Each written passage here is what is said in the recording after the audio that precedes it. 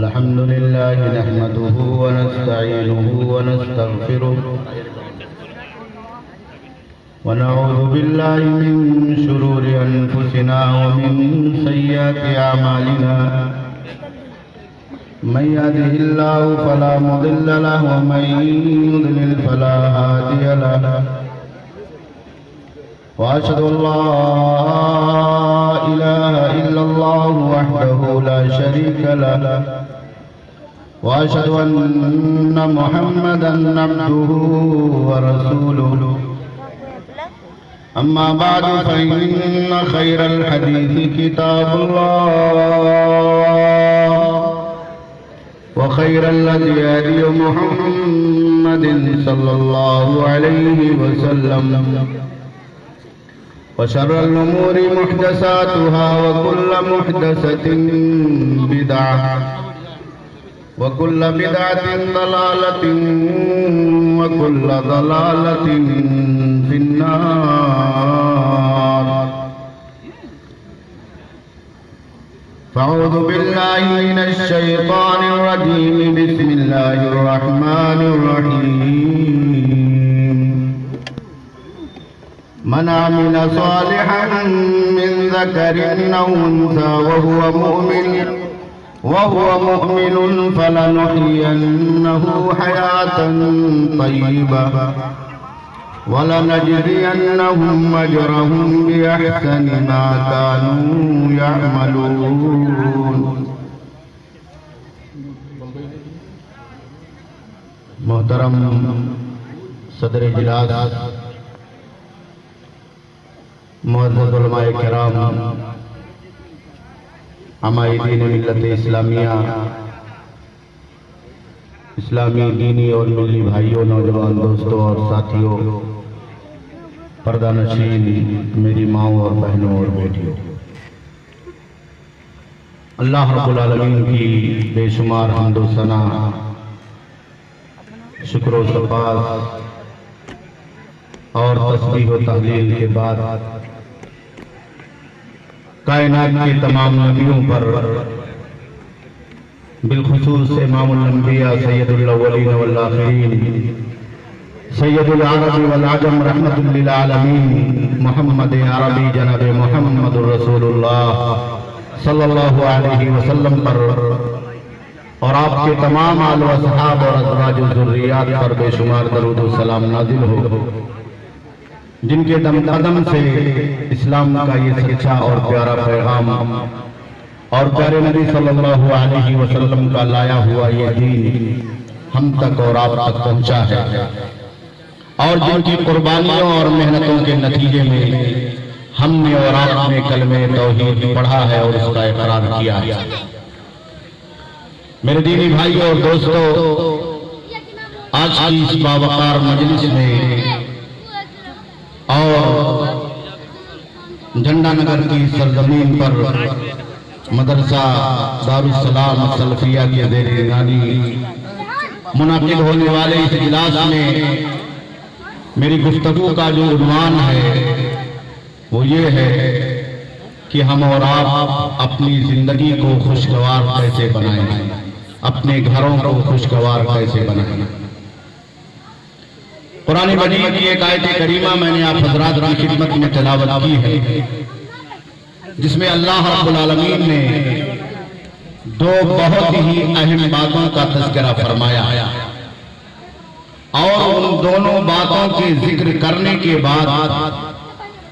اللہ رب العالمین نے یہ بیان فرمایا ہے کہ ان دونوں باتوں پر جو انسان اس کائنات میں عمل پیرا ہوگا، اپنی زندگی میں اسے داخلہ اور شامل کرے گا، فَلَنُحْيِيَنَّهُ حَيَاةً طَيِّبَةً، تو ہم اس کی زندگی کو انتہائی پاکیزہ، انتہائی خوشگوار، انتہائی بہترین اور انتہائی عمدہ اور اچھا اور خوبصورت بنا دیں گے، اور اس کا بہترین بدلہ جو اس کائنات کے خاتمے کے بعد اسے ملنا ہے وہ اللہ رب العالمین کا وعدہ ہے، اللہ رب العالمین کی گارنٹی ہے، اللہ رب العالمین اس کا بہترین بدلہ آخرت کے اندر بھرپور عطا فرمائے گا. یہ جو خوشگوار زندگی جینے کا، اچھی اور پاکیزہ زندگی جینے کا تذکرہ اللہ رب العالمین نے اس آیت کریمہ کے اندر بیان فرمایا ہے، اس کے لیے دو باتوں کا ذکر اس آیت کریمہ کے حوالے سے اللہ رب العالمین نے کیا۔ پہلی بات یہ ہے کہ من عمل صالحا من ذکر او انثی، یہ شرط ہے، من عمل صالحا من ذکر او انثی، جو بھی مرد جو بھی عورت ہمارے سماج اور معاشرے کا یہ دونوں بہت بڑا بنیادی حصہ ہے، مرد اور عورت کا جو بھی نیک عمل کرے گا، اچھا عمل کرے گا، ایسی نیکی کرے گا جس کی بنیاد شریعت پر ہو، قرآن اور سنت پر ہو۔ پیارے نبی جناب محمد رسول اللہ صلی اللہ علیہ وسلم نے اس کی کرنے پر ثواب کا وعدہ فرمایا ہو، جنت کی بشارت سنائی ہو، اللہ رب العالمین کی نعمتوں سے اور اللہ رب العالمین کی جنت سے ہمکنائی کے لیے پیارے نبی جناب محمد رسول اللہ صلی اللہ علیہ وسلم نے ذکر خیر فرمایا۔ کہا من عمل صالحا من ذکر او انثی، جو بھی نیک عمل کرے گا، فَلَنُحْيِيَنَّهُ حَيَاةً طَيِّبَةً، تو اس کی زندگی کو ہم اچھا بنا دیں۔ پتہ ہی چلا کہ نیکی، اچھائی کا کام، سچائی کا کام، ثواب کا کام، اللہ کا کام، اللہ کے رسول صلی اللہ علیہ وسلم کی سنت کا کام، صحابہ کرام کا طریقہ، جو اس کائنات میں پیارے نبی جناب محمد رسول اللہ صلی اللہ علیہ وسلم کی آئیڈیل اور آپ کے نقش قدم کے مطابق ہماری اور آپ کی زندگی میں ہمارے اور آپ کے لیے مشعل راہ ہوا کرتا ہے، یہ سارے کے سارے طریقے اور یہ ساری کی ساری نیکیاں اور یہ سارے کے سارے اعمال ہماری اور آپ کی زندگی کو بہتر بنانے کا، اچھا اور خوشگوار بنانے کا ایک بہت بڑا ذریعہ اور سبب۔ آپ اگر گہرائی میں جائیں تو اللہ کے آخری نبی جناب محمد رسول اللہ صلی اللہ علیہ وسلم کے صحابہ کرام نے اور حضرات تابعین نے، علماء محدثین اور مفسرین نے عمل صالح کے بارے میں دو خاص نقطے ذکر فرمائے، اسے ہمیں اور آپ کو اپنے ذہن میں رکھنا چاہیے۔ پہلا نقطہ یہ ہے کہ وہ تمام عمل صالح ہوں گے جو دنیا کی زندگی میں دل کی گہرائیوں سے، پاکیزہ نیت سے، اچھے ارادے سے، اخلاص اور الہیت سے اور تقویٰ بھری زندگی کے ذریعے سے اللہ رب العالمین کی رضا کے لیے، اللہ کی مرضی کے لیے، اللہ کی جنت تک پہنچنے کے لیے اور اس ارادے سے اور اس عزم سے اور اس حوصلے سے انجام دیے جائیں، جسے ہم اور آپ اخلاص کہتے ہیں، نیتوں کی پاکیزگی کہتے ہیں۔ آپ دنیا کے اندر کوئی بھی عبادت کر لیں، کوئی بھی بندگی کر لیں، اللہ رب العالمین کے سامنے کتنا طویل سجدہ کر لیں، قرآن مجید کے کتنے پارے آپ ختم کر لیں، اور دنیا کی زندگی میں آپ اپنا مال و ملال اللہ رب العالمین کے راستے میں کتنی سخاوت اور فیاضی کے ساتھ کیوں نہ لٹاتے، لیکن اگر اس میں اللہ کی مرضی نہیں ہے، رب کی رضا کی تلاش نہیں ہے، اخلاص الہیت اس کی بنیاد نہیں ہے، اور اللہ رب العالمین کی جنت تک پہنچنے کی آس اور تمنا نہیں ہے، تو اس عمل کا کوئی بھی فائدہ ہمیں اور آپ کو اللہ رب العالمین کے ہاں ملنے والا نہیں۔ تو اخلاص ہونا چاہیے۔ اخلاص کا مطلب یہ ہے کہ وہ عمل دل کی گہرائیوں سے نکلے، وہ عمل ہمارے اور آپ کی دل کی بشاشتوں سے اور دل کے ان پکے ارادوں سے، سچے ارادوں سے نکلے، جسے اللہ رب العالمین کی طرف ہم نے اور آپ نے اس حیثیت سے موڑا ہے کہ ہمارا دل بھی مسلمان ہے، ہماری زبان بھی مسلمان ہے، ہمارا عمل بھی شریعت کے مطابق ہے، اور ہم نے اور آپ نے اپنے آپ کو اللہ رب العالمین کی مرضی کے اور اللہ رب العالمین کی خوشنودی کے حوالے کر دیا۔ تو یہ پہلی شرط ہوئی اخلاص. اور دوسری چیز یہ ہے کہ ہمارا اور آپ کا وہ عمل شریعت کے اصول اور ضابطے کے مطابق صحیح اور درست ہونا چاہیے. وہ شریعت کے موافق ہونا چاہیے. ہم اگر نماز پڑھ رہے ہیں تو اللہ رب العالمین نے اس کا قرآن میں حکم عطا فرمایا ہے. ہم اگر قرآن کی تلاوت کر رہے ہیں تو پیارے نبی جناب محمد رسول اللہ صلی اللہ علیہ وسلم کی سنت اور آپ کی صحیح حدیث اس پر دلیل ہے. ہم اگر اس دنیا کے اندر کوئی بھی صدقہ خیرات کا کام کر رہے ہیں تو اللہ کے آخری نبی جناب محمد رسول اللہ صلی اللہ علیہ وسلم کا نقش عمل اور صحابہ کرام کا نقش قدم ہماری اور آپ کی زندگی میں مشعل راہ. تو وہ درست ہونا چاہیے. اگر وہ درست نہیں ہے، قرآن کے مطابق نہیں ہے، اللہ رب العالمین کے فرمان کے مطابق نہیں ہے، آسمان سے اس پر دلیل نہیں ہے، پیارے نبی جناب محمد رسول اللہ صلی اللہ علیہ وسلم کی سنت میں، آپ کی حدیثوں میں اور صحابہ کرام کے عملوں میں وہ واجب نہیں ہے، تو ہمارا اور آپ کا وہ عمل لاکھوں اخلاص کے باوجود، لاکھوں محنتوں کے باوجود، لاکھوں محبتوں کے باوجود اور لاکھوں قربانیوں کے باوجود اس وجہ سے ریجیکٹ کر دیا جائے گا اور لوٹا دیا جائے گا کہ وہ شریعت کے مطابق نہیں ہے، سنت رسول اکرم صلی اللہ علیہ وسلم کے مطابق نہیں ہے. اس لیے یہ دونوں چیزیں ہونی چاہیے تو ہمارا اور آپ کا عمل صالح ہوگا اور درست اور صحیح عمل ہوگا، نیک عمل ہوگا. یہ پہلی شرط ہے. ہماری اور آپ کی زندگی کو خوشگوار بنانے کے لیے ہمارے اور آپ کے گھروں میں، ہمارے اور آپ کے معاشرے میں، ہمارے اور آپ کے محلے میں، ہمارے اور آپ کے بچوں میں، ہمارے اور آپ کے کنبے میں اور خود ہمارے اور آپ کے نفس میں، ہماری اور آپ کی زندگی میں، ہماری اور آپ کی پریکٹیکل لائف میں نیکیاں ہونی چاہیے. وہ نیکیاں چھوٹی ہو یا نیکیاں بڑی ہو، چاہے وہ اس دنیا کی زندگی میں کسی بھوکے انسان کو کھانا کھلانے سے متعلق ہو، چاہے اس روئے زمین پر راستہ چلتے ہوئے کسی تکلیف دہ چیز کو ہٹانے سے متعلق ہو، یا اللہ رب العالمین کے سامنے 5 وقتہ نمازیں اور 5 وقتہ عبادتوں کی پابندی سے ہو. جو بھی نیکی ہو، چھوٹی ہی یا بڑی ہو، معمولی ہو یا غیر معمولی ہو، ہماری اور آپ کی وہ نیکی پیارے علی جناب محمد رسول اللہ صلی اللہ علیہ وسلم کی سنت اور شریعت کے مطابق ادا ہو اور ہم اور آپ پریکٹیکل لائف میں اس کے پابند ہو جائیں.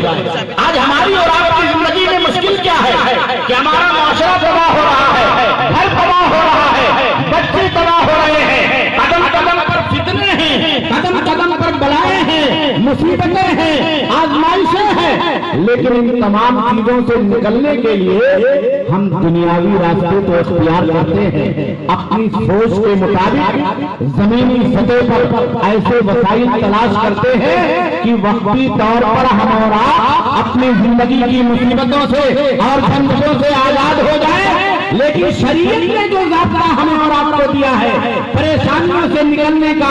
دکھوں سے نکلنے کا، مشکلات سے نکلنے کا، اپنی زندگی کو خوشحال بنانے کا، اپنے گھر کو خوشحال بنانے کا، اپنے معاشرے کو خوشحال بنانے کا، وہ نیکیاں کرنے کا کام ہے، عمل صالح کرنے کا کام ہے، جس سے ہمارے اور آپ کے گھر ویران ہوتے جا رہے ہیں، ہمارے اور آپ کے کنبے ویران ہوتے جا رہے ہیں. 10-15 سال 20 سال پہلے ہمارے بوڑھے بزرگ جہاں زندہ ہیں، ہمارے گھروں میں قرآن مجید کی تلاوت کی آواز فجر کی نماز سے پہلے آیا کرتی تھی. ہماری دادیاں، ہماری نانیاں، ہماری گھر کی بزرگ عورتیں سخت کڑاکے کی ٹھنڈ میں تہجد کی نماز کو ادا کرنے کے لیے موسم سرما کی کڑکڑاتی ہوئی ٹھنڈی میں اپنے آپ کو بیدار کرتی تھی، اپنے شوہر کے لیے، اپنے گھر کے کنبے کے لیے، اپنی بہوؤں کے لیے، اپنی بیٹیوں کے لیے اور اپنے گھر کے افراد کے لیے چولہا جلا کر کے پانی گرم کرتی تھی اور فجر کی نماز کے لیے سب کو بیدار کرتی تھی. آج تبدیلی कैसे पैदा हो गई है कि हर आदमी ने अपना एक रूट बना लिया है, अपनी एक आदत बना ली है। हमें जॉब पर जाना है तो हमारे उठने का टाइम 9 बजे, हमें स्कूल पर जाना है तो हमारे बेदार होने का टाइम 8 बजे है, हमें कंपनी और कारखाने में जाना है तो हमारे उठने का टाइम, हमारे फ्रेश होने का टाइम, हमारे जागने का टाइम 11 और 12 बजे है। मेरे भाइयों, मेरे दोस्तों, इसी ने हमारी और आपकी जिंदगी को तहोबाला कर दिया। नेकियां हमारी और आपकी जिंदगी से, हमारे घरों से, हमारे बच्चों से, हमारे खानदानों से, हमारे नस्लों से, हमारी जिंदगी से, हमारी लाइफ से खत्म होती जा रही है। और उसकी शुरुआत यहीं से हुई, उसकी शुरुआत यहीं से हुई है कि हमने जिस भोर को भोर समझा था, जिस सुबह को हमने सुबह समझा था, जो सुबह हमारी सुबह जाती थी, जो सुबह हमारी तहज्जुद की नमाज से शुरू होती थी, जो सुबह हमारी फजर की अज़ान से शुरू होती थी, जो सुबह हमारे घरों के अंदर हमारी दादियों की, हमारे घर की औरतों की, बहुओं और बेटियों की तिलावत कुरान से शुरू होती थी, उस सुबह को हमने और आपने आज 9 बजे और 10 बजे का टाइम ले दिया और घड़ी का घंटा, घड़ी का अलार्म और अपना सारा रूटीन उसी पर फिट कर दिया। हमारी और आपकी जिंदगी के अंदर खुशहालियां कैसे पैदा होगी, माशरा कैसे खुशगवार होगा। जो बुनियाद का पत्थर था और जो हमारी और आपकी जिंदगी का लाइफ का बुनियादी था, हम और आप वहीं पर कच्चे हो गए, हम और आप वहीं पर अपनी जिंदगी को नाकामियों के हवाले कर बैठे। तो अमल साले बहुत जरूरी और अपनी जिंदगी को प्रैक्टिकल तौर पर चेंज करना ताकि हमारा घर चेंज हो जाए, घरों के अंदर मोहब्बतें पैदा हो जाए, घरों के अंदर उल्फतें पैदा हो जाए। जो नाखुशगवारियां हैं, जो नफरतों का माहौल है, बिगाड़ का माहौल है, हमारे और आपके घर टूट रहे हैं, कुंभे टूट रहे हैं, दिल टूट रहे हैं, मोहब्बतें टूट रही है, दीवारें टूट रही है और हमारे कौन कौन सी चीजें हमारे समाज और माशरे से रुखसत हो रही है। इन तमाम चीजों के खात्मे के लिए जरूरी है कि हमारी बेटियां तैयार हों, हमारी बहुएं तैयार हों, हमारी माएं तैयार हों, घर के गार्जियन तैयार हों, सरपरस्त तैयार हों, नौजवान बच्चे तैयार हों। वो अपने आप को टाइम का पाबंद बनाए, वो अपने आप को वक्त का पाबंद बनाए, वो अपने आप को नेकियों का पाबंद बनाए। और दूसरी चीज जिसका तज़किरा अल्लाह रब्बुल आलमीन ने इस आयत करीमा के हवाले से किया है, जो बुनियादी जिंदगी, पाकीज़ा और साफ सुथरी जिंदगी जीने के लिए एक अहम हमारी और आपकी जिंदगी का बुनियादी रुकन है और बुनियादी हिस्सा है, वो है हमारा और आपका इस कायनात का सबसे कीमती सरमाया, सबसे कीमती असासा हमारा और आपका ईमान, हमारा और आपका ईमान, हमारा और आपका कलमा, हमारा और आपका अल्लाह रब्बुल आलमीन से जुड़ना, हमारी और आपकी अल्लाह रब्बुल आलमीन की मारिफत, हमारा और आपका सच्चा अकीदा, हमारा और आपका इस कायनात में उन बुनियादों को मानना और तस्लीम करना और अपने दिलों के अंदर अपनी जिंदगी के अंदर रचाना और बसाना, जिसे ईमान की बुनियाद कहा जाता है। अल्लाह रब्बुल आलमीन ने जिक्र फरमाया कि अगर आदमी नेकी करता है, अमले सालेह करता है, लेकिन ईमान नहीं है तो उसका कोई फायदा नहीं है। किसी भी नेकी का दुनिया और आखिरत के अंदर उस वक्त हमें और आपको भरपूर बदला मिल सकता है और हम और आप उस नेकी के अंदर सच्चे हो सकते हैं जब हमने ईमान को कबूल किया। अल्लाह रब्बुल आलमीन ने इसीलिए बयान फरमाया, मन अमिला सालिहन मिन ज़करिन औ उन्सा व हुवा मुमिन, इस हालत में कि उसने ईमान रखते हुए, ईमान कबूल करते हुए इस नेकी को अंजाम दिया। तो ये ईमान बहुत बड़ी बुनियाद है। आज हमारी और आपकी जिंदगी इल्हाद के हवाले हो रही है, कुफ्र के हवाले हो रही है, इर्तिदाद के हवाले हो रही है, बेईमानियों के हवाले हो रही है, हराम कामों के हवाले हो रही है, गैर शरई तौर तरीके के हवाले हो रही है। हमारी और आपकी जिंदगी के अंदर कितना बदलाव हो गया। जो कलमा हम और आप पढ़ते हैं उस कलमे का माना नहीं जानते, उसका मफहूम नहीं जानते, उसका तकाजा नहीं जानते, उसकी पाबंदियां क्या है वो हम और आप करने के लिए तैयार नहीं होते। वो कलमा हमें और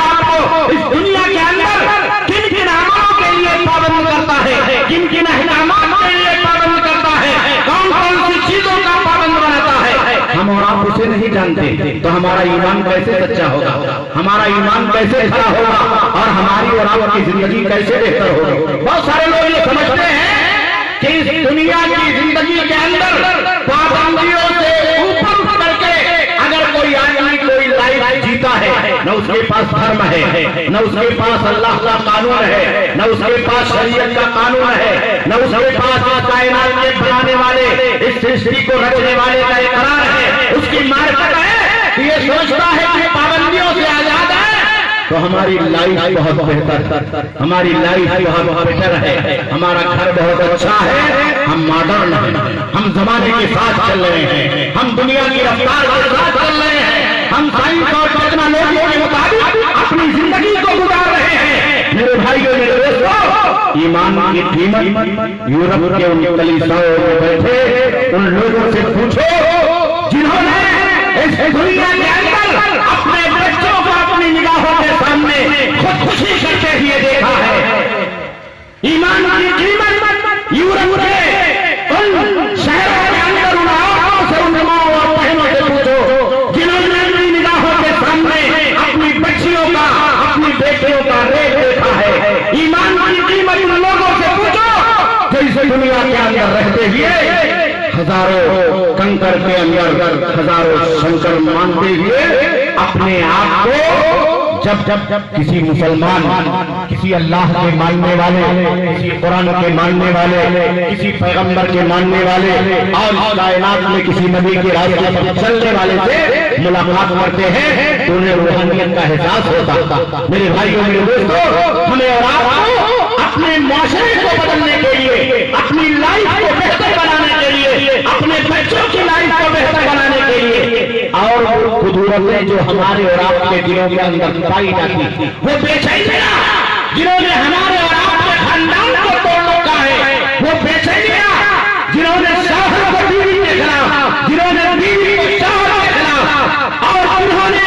والدین کو اولاد کے خلاف، اولاد کو والدین کے خلاف، مسلمانوں کو غیر مسلموں کے خلاف، غیر مسلموں کو مسلمانوں کے خلاف، چھوٹی برادریوں کو بڑے برادریوں کے خلاف، بڑی برادریوں کو چھوٹی برادریوں کے خلاف اس کائنات کے اندر ٹکرا رکھا ہے۔ اختلاف کی ہمارا اور آپ کا گھر، ہمارا اور آپ کا معاشرہ، ہمارا اور آپ کا کنبہ، ہمارا اور آپ کا سماج آماجگاہ بن چکا۔ اس کا ایک ہی حل ہے کہ ہم اور آپ صحیح ایمان کی طرف لوٹ آئیں۔ اور صحیح ایمان کیا ہے؟ ایمان کے لیے سب سے پہلی شرط یہ ہے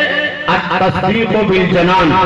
آپ کا یہ ایمان پہلے دل کے اندر اترنا چاہیے، یہ دل کی گہرائیوں کے اندر ہونا چاہیے۔ وہ ایمان ہو جس نے ابو بکر صدیق کو صدیق بنا دیا تھا،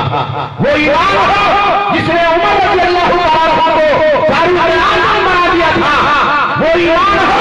جس نے عثمان رضی اللہ عنہ کو ذو النورین بنا دیا تھا، وہ ایمان ہو جس نے بلال حبشی رضی اللہ عنہ کو اس روئے زمین پر چلتا پھرتا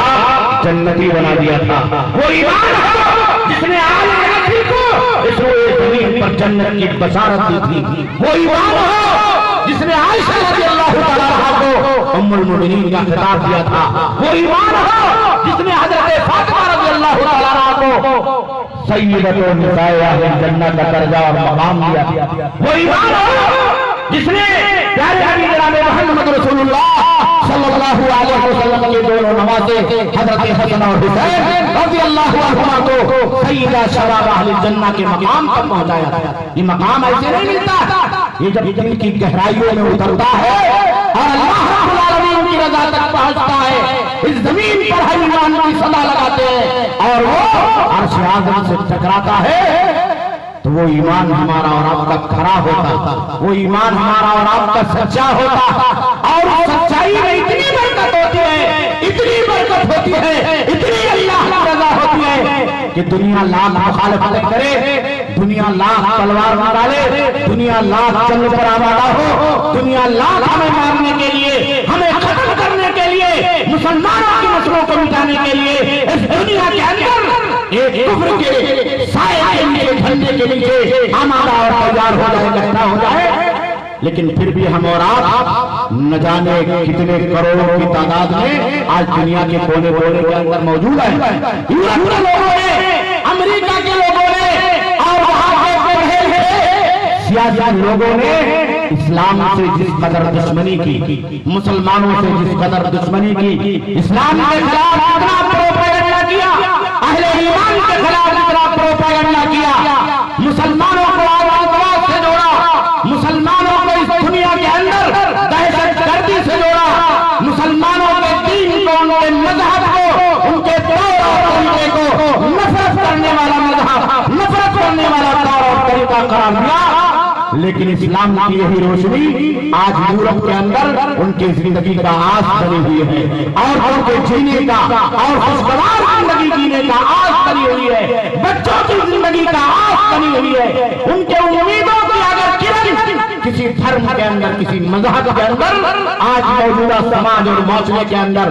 تمام دھرموں کے بیچ میں نظر آ رہی ہے تو یہی مذہب اسلام۔ اس لیے ہمارا اور آپ کا ایمان بہت بڑا ہونا چاہیے، اور دوسری شرط یہ ہے کیا اقرار باللسان، زبان سے ایمان کا اظہار ہونا چاہیے۔ آج ہمارے بہت سارے مسلمان بھائی ایسے ہیں کہ اگر وہ ایک مسلمان خاندان میں پیدا ہوتے ہیں، کلمہ لا الہ الا اللہ محمد رسول اللہ پڑھتے ہیں، نماز اور روزے کی بھی پابندی کرتے ہیں، ایک اچھا معاشرہ، اسلامی معاشرہ وہ جیتے ہیں اور جینے کا آج مور ارادہ رکھتے ہیں، لیکن اگر کہیں اسلامی شاعر کے اظہار کی بات آ جائے، اللہ کے نبی جناب محمد رسول اللہ صلی اللہ علیہ وسلم کے سیرت و کردار کے اظہار کی بات آ جائے، صحابہ کرام کے سیرت و کردار کی اظہار کی بات آ جائے، تو نہ جانے ہم میں سے کتنے لوگوں کی زبانیں گونگ ہو جاتی تھی، نہ جانے کتنے لوگ احساس محرومی کے اور احساس کمتری کے شکار ہو جاتے۔ اس لیے میرے بھائیوں میرے دوستوں،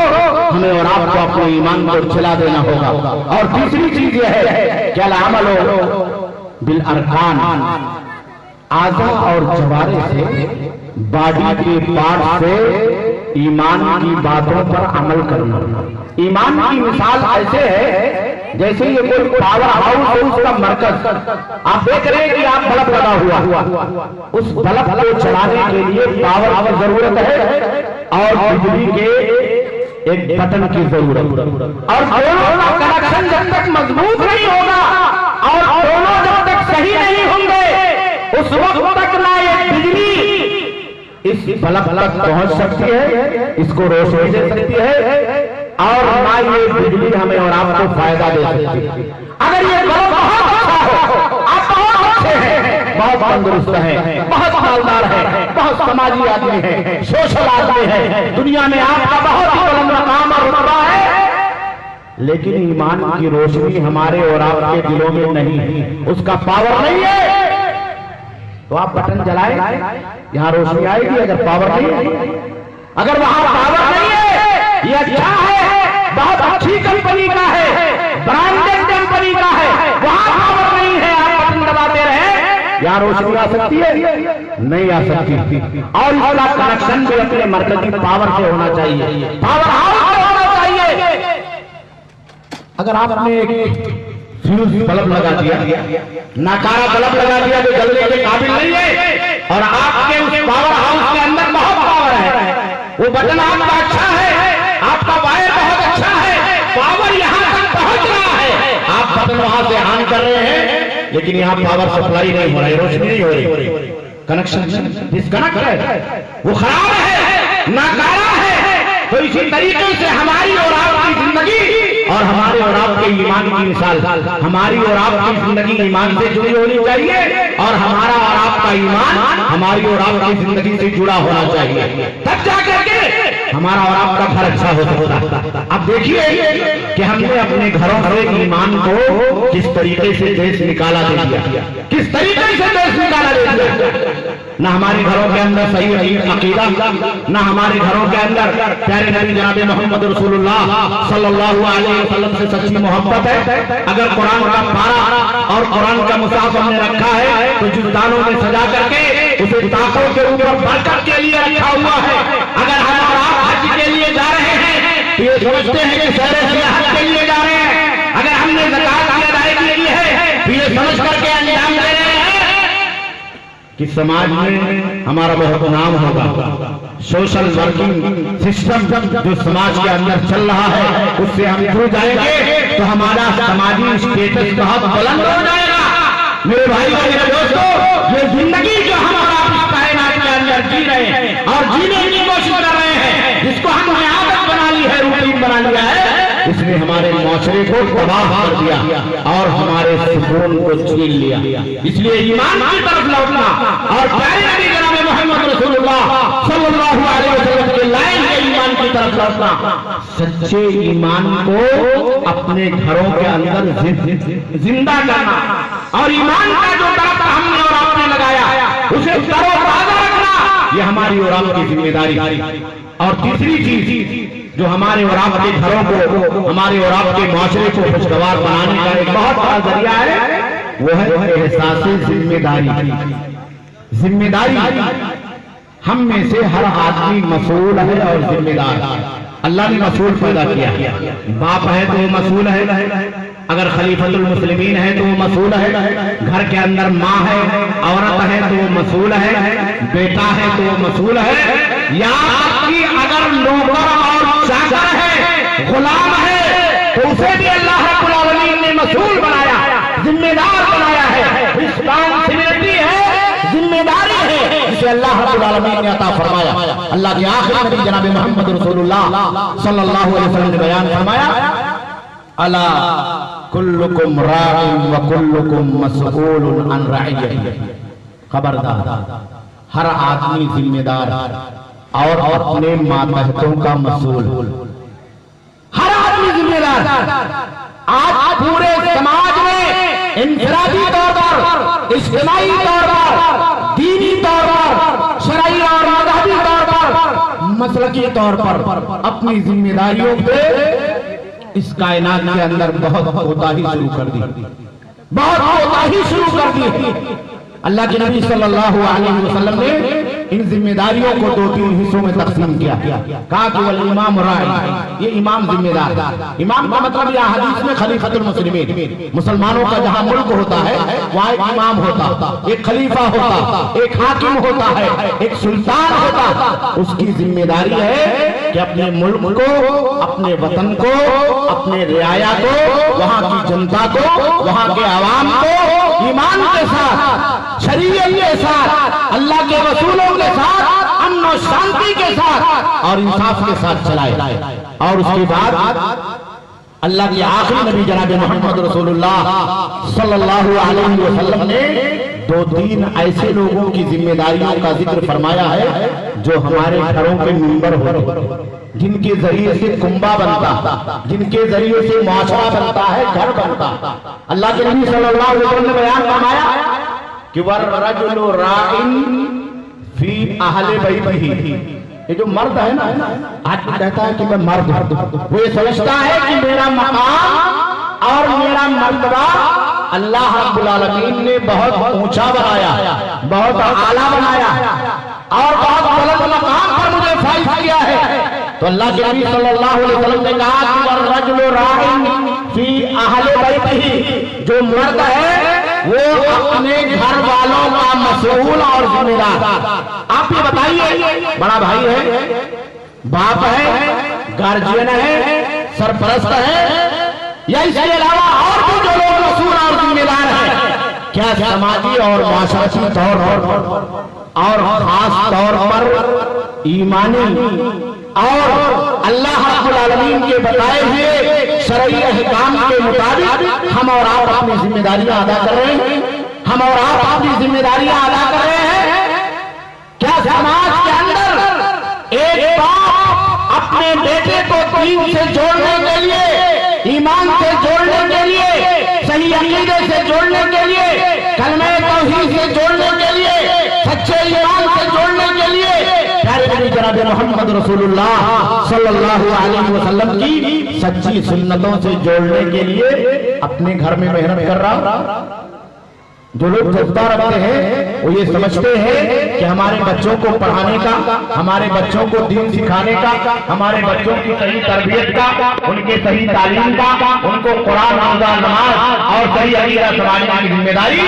علماء کرام کی ہے، علماء کرام کی ہے۔ میرے بھائیوں، میرے دوستوں، پیارے نبی جناب محمد رسول اللہ صلی اللہ علیہ وسلم نے انفرادی طور پر ہمیں اور آپ کو یہ ذمہ داری دی ہے کہ کہ مرد گھر کے اندر ذمہ دار، باپ گھر کے اندر ذمہ دار ہے۔ اگر آپ کو اپنے گھر کو اچھا بنانا ہے، اپنے بیٹے کو اچھا بنانا ہے، اپنی بہو کو اچھا بنانا ہے، اپنی بیٹی کو اچھا بنانا ہے، اپنے بھائیوں کو اچھا بنانا ہے، تو اپنے گھر کی ذمہ داری کو، اپنے کنبے کی ذمہ داری کو وہاں ایمان کو جگانے، وہاں تعلیم کو جگانے، وہاں عقیدے کی اصلاح کرنے، وہاں نمازوں سے جوڑنے، وہاں اللہ کے دین سے جوڑنے، قال اللہ اور قال رسول سے جوڑنے کی ذمہ داری کو ہمیں اور آپ کو ادا کرنا ہوگا۔ اور پیارے نبی صلی اللہ علیہ وسلم نے بیان فرمایا کہ والمرأة راعیة فی بیت زوجہا وولدہا، عورت یعنی ماں، بیوی جو گھر کی ملکہ، وہ اپنے شوہر کے گھر کی ذمہ دار ہے اور اس کے بچوں کی ذمہ دار ہے۔ یہ جو مائیں ہیں گھر کے اندر، ان کو اللہ رب العالمین نے بہت بڑی ذمہ داری ادا کی۔ ان کی ذمہ داری یہ ہے کہ وہ اپنے گھر کے ماحول کو خوشگوار بنائیں، محبتوں کے بنیاد پر گھر کو چلائیں، دلوں سے نفرتوں کو اور ضرورتوں کو مٹانے کے لیے اپنی اولاد کو وہ سبق سکھائیں، وہ طریقہ سکھائیں، وہ آداب سکھائیں جو پیارے نبی جناب محمد رسول اللہ صلی اللہ علیہ وسلم نے ازواج مطہرات کو اور اپنی بیٹیوں کو سکھایا۔ آج کبھی ہمارا بچہ جو غلطی کرتا ہے تو ماں کہتی ہے کہ ابا جان، یا گھر کے اندر بڑا بھائی ہوتا ہے تو ماں کہتی ہے، بہن کہتی ہے کہ بھائی جانے بھائی سے جا کر کے شکایت کرو۔ لیکن اگر وہ بیٹا، وہ چھوٹا بھائی اس ماں سے، اس بہن سے اپنے خرچ کے لیے پیسے مانگتا ہے تو ماں لاڈو پیار میں اسے نہ جانے کتنا پیسہ دیتی ہے، نہ جانے اس بیٹے کے اوپر خرچ کرنے کے لیے اور اسے خوش کرنے کے لیے لاڈو محبت میں اس بیٹے کی جیب کو بھرنا چاہتی ہے۔ اور جب غلطی کرتا ہے تو ماں کہتی ہے کہ ابا جانے، ماں کہتی ہے کہ بڑا بھائی جانے، ماں کہتی ہے گھر کے اندر جو ذمہ دار ہے وہ جانے۔ اور کئی ذمہ داریوں سے عہدہ برابری ہو سکتی ہے جب تک وہ اولاد کی صحیح تربیت کرنے کے لیے اور اپنے گھر کے ماحول کو خوشگوار بنانے کے لیے اپنے آپ کو ذمہ دار نہ بنا لے۔ اور ایک آخری بات، تیسری بات، چوتھی بات، حقوق کی ادائیگی۔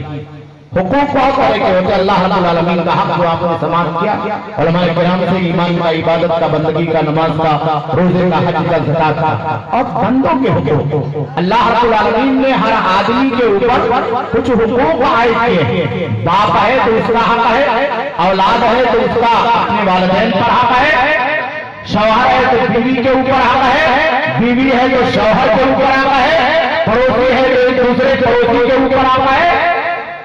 بڑا بھائی ہے تو چھوٹے کے اوپر حق ہے، چھوٹے بھائی ہیں تو اس کے اوپر بڑے بھائیوں کا حق ہے، بھائی ہے تو ان کے اوپر بہنوں کا حق ہے، بہن ہے تو ان کے اوپر بھائیوں کا حق ہے، رشتے دار ہے تو ایک رشتے دار کا دوسرے رشتے داروں کے اوپر حق ہے۔ حق کے معاملے میں شریعت نے ہمیں اور آپ کو یہ حکم کیا ہے کہ سب سے پہلے ہمارے اوپر اگر کسی کا حق عائد ہوتا، ایمان کے اعتبار سے، رشتے کے اعتبار سے، انصاف کے اعتبار سے، مال کے اعتبار سے، محبت کے اعتبار سے، دینے لینے کے اعتبار سے، خیر خواہی کے اعتبار سے، تو ہمیں چاہیے کہ پہلے ہم اپنا حق ادا کرتے۔ اگر باپ کے اوپر حق عائد ہے اولاد کا تو باپ کو چاہیے کہ پہلے اولاد کا حق ادا کر دے۔ اولاد کے اوپر اگر والدین کا حق عائد ہے تو اولاد کو چاہیے پہلے والدین کا حق ادا کرے۔ بیوی کے اوپر شوہر کا حق عائد ہے تو بیوی کو چاہیے پہلے شوہر کا حق ادا کرے۔ شوہر کے اوپر بیوی کا حق عائد ہے تو شوہر کو چاہیے کہ بیوی کا حق ادا کرے، اور ایسے پہلے حق ادا کرے اور حق پہنچائے۔ اور دوسرے نمبر پر آپ کا حق اگر کسی کے اوپر نکلتا ہے، کسی کے اوپر لگتا ہے تو آپ اسے لے، آپ اسے لے، آپ سے مانگے۔ آج ہمارے اور آپ کے سماج اور معاشرے کو کیا ہو گیا ہے کہ حق لینے اور دینے کے سلسلے میں ہم لینے کے لیے تو پہلے کھڑے ہو جاتے ہیں، ہماری تلواریں میان سے نکل جاتی ہیں، ہماری تلواریں میان سے نکل جاتی ہیں، اپنا رائٹ کا جھنڈا لے کر کے ہم اور آپ کھڑے ہو جاتے ہیں کہ میرا حق ہے، مجھے نہیں دیا جا رہا ہے، مجھے ستایا جا رہا ہے، میں مظلوم ہوں۔ میرے بھائیو اور دوستو، حق لینے سے پہلے ہمیں اور آپ کو دینے کی، ادا کرنے کی، پہنچانے کی اور اس حق کو کما حق ہو، جیسے اللہ رب العالمین نے اور اللہ کے نبی صلی اللہ علیہ وسلم نے عائد کیا ہے، اس حق کو ادا کرنے اور رکھنے کی کوشش کرنی چاہیے۔ میں ایک مثال دے کر کے بات کو ختم کرتا ہوں۔ آج ہمارے سماج میں کیا چل رہا ہے؟ دو بوڑھے باپ ہیں والدین، وہ اپنے پیدا ہونے والے بچوں کی پرورش کرتے ہیں 20 سال 25 سال 20 اور 25 سال تک وہ بوڑھے والدین اپنے بچوں کی پرورش کرتے ہیں، ان کے پیچھے محنت کرتے ہیں، اپنا خون جگر جلاتے ہیں، اپنی خون کمائی کا پسینہ اور اپنے خون کمائی کی محنت ان کے اوپر بہاتے ہیں۔ وہ اپنے بیٹوں سے اپنا کوئی حق نہیں مانتے، ان کی خدمت میں لگے رہتے ہیں، ان کی محبتوں میں لگے رہتے ہیں، ان کی زندگی کو بنانے میں لگے رہتے ہیں، ان کے مستقبل کو سنوارنے میں لگے رہتے ہیں۔ یہ حق دینا ہوا، والدین اپنا حق دینے کے لیے ہمیشہ کوشش کرتے ہیں، لیکن وہی بیٹا جب جوان ہوتا، وہی بیٹا جب ڈگری یافتہ ہو جاتا ہے، وہی بیٹا جب جاب کرنے لگتا ہے، وہی بیٹا جب کمپنی کا مالک ہو جاتا ہے اور اس کی شادی ہو جاتی ہے، اس کے گھر کے اندر بچے ہو جاتے ہیں، تو اپنے ابا سے کیا کہتا ہے؟ ابا جائیداد کا بٹوارا کر دو، آپ کے پاس جو مال ہے وہ ہم لوگوں کے درمیان تقسیم کر دو، آپ کے پاس جو بینک بیلنس ہے، جو کھیت ہے، اسے ہم لوگوں کے درمیان بانٹ۔ 7 سال تک بوڑھے والدین نے اپنے کمزور بچوں کو اور اپنے ناتوان بچوں کو اس دنیا کے اندر بنانے کے لیے اپنے خون کا آخری قطرہ لٹا دیا، لیکن 20-25 سال کا وہ جوان آدمی جیسے اس کی شادی ہوئی، وہ اپنے باپ سے اپنی بوڑھی ماں سے رفتہ رفتہ کنارہ کش ہونے کے لیے کوشش کرتا اور ہر کنارہ کش ہونے کی کوشش نہیں کرتا ہے، اس کی جائیداد میں حصہ داری کا دعویٰ کرتا، اس کی زندگی میں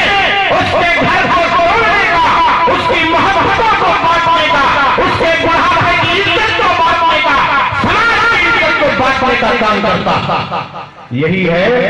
معاشرے کو بگاڑنے کا، سماج کو ناخوشگوار بنانے کا، بے چینیاں پھیلانے کا وہ ذریعہ جسے ہم نے اور آپ نے سماج اور معاشرے میں اختیار کر رکھا۔ اس لیے میرے بھائیوں، میرے دوستوں، میرے نوجوانوں، میرے پڑھے لکھے ساتھیوں، ہمیں اور آپ کو چاہیے کہ ہمیں اور آپ کو اگر اپنے گھر کو خوشگوار بنانا، اپنے محلے کو خوشگوار بنانا، اپنے کنبے کو خوشگوار بنانا ہے،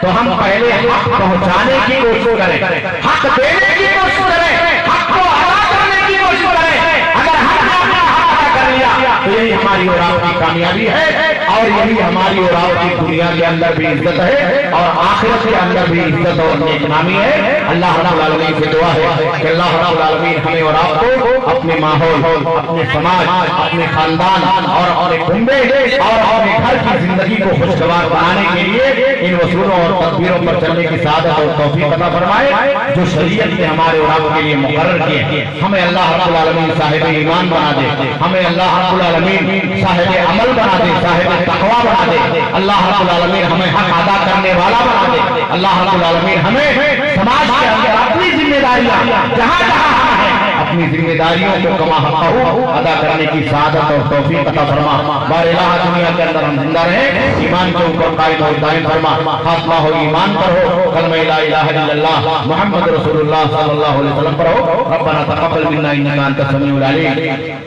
وتب علینا انک انت التواب الرحیم برحمتک یا ارحم الراحمین۔ والسلام علیکم ورحمۃ اللہ وبرکاتہ۔ وعلیکم السلام، اللہ خیر۔